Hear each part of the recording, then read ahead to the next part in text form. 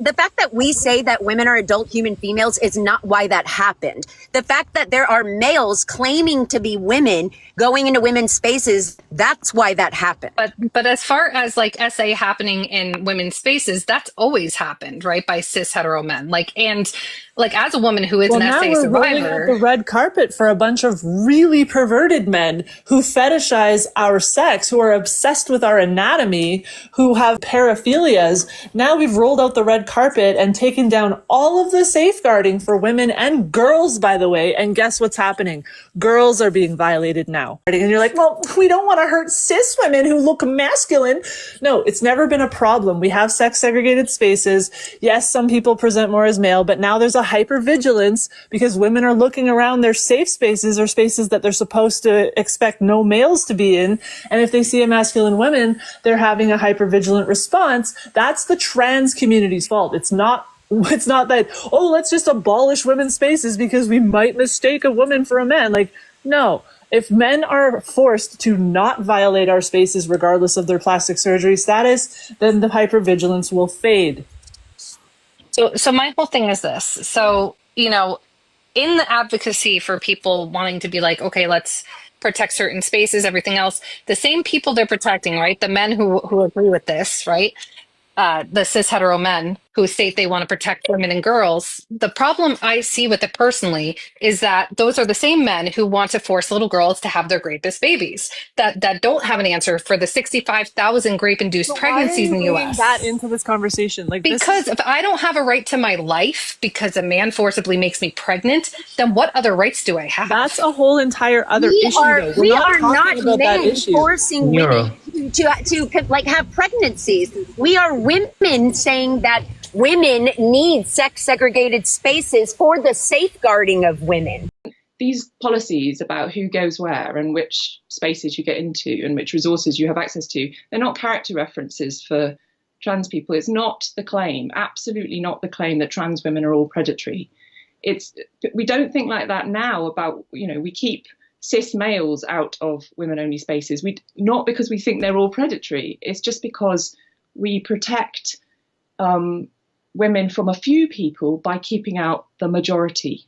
So that's how spaces work. And instead, the public discussion is now treating them as if there's some sort of character reference for trans women. And it's just not like that. They've necessarily broad brushed these things because they're there to protect women who are getting undressed or in dormitories or prisons. They're sleeping there. They're increasingly vulnerable in those contexts. Exactly.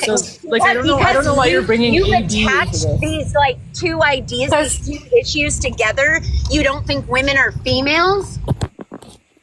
What I'm expressing is that women who are upholding this patriarchal view of man and woman, right, that benefits men, that keeps us oppressed. Hold on, hold the phone. Men to say women are female. Just a second though. Why is it a patriarchal view that women are adult human females? How is that patriarchal whatsoever? So when I hear female, I think of my organs. I think of also female horses, cats, dogs.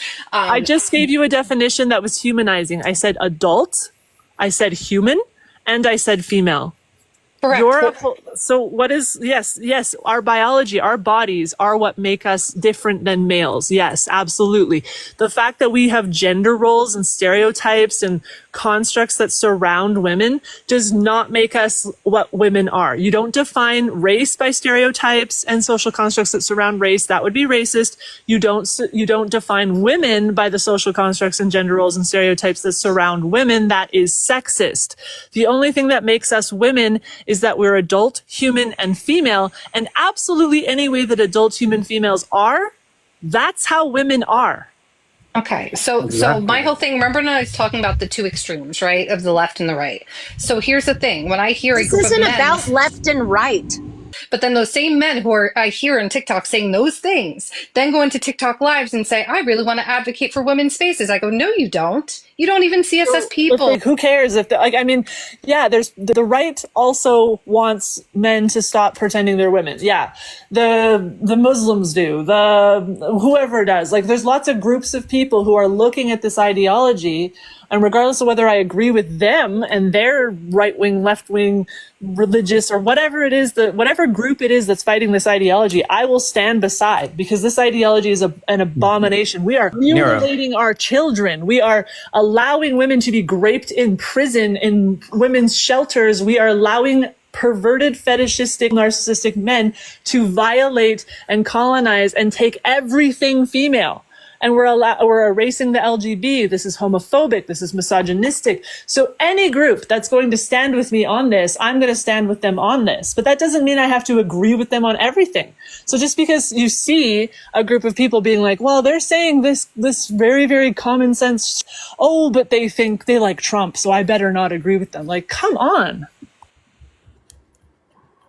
I'm not saying that we have to not agree, but what I'm saying is giving those people power who can then determine and overturn our human rights as women would be a mistake. I wish we didn't have to put Trump into power either, but guess what?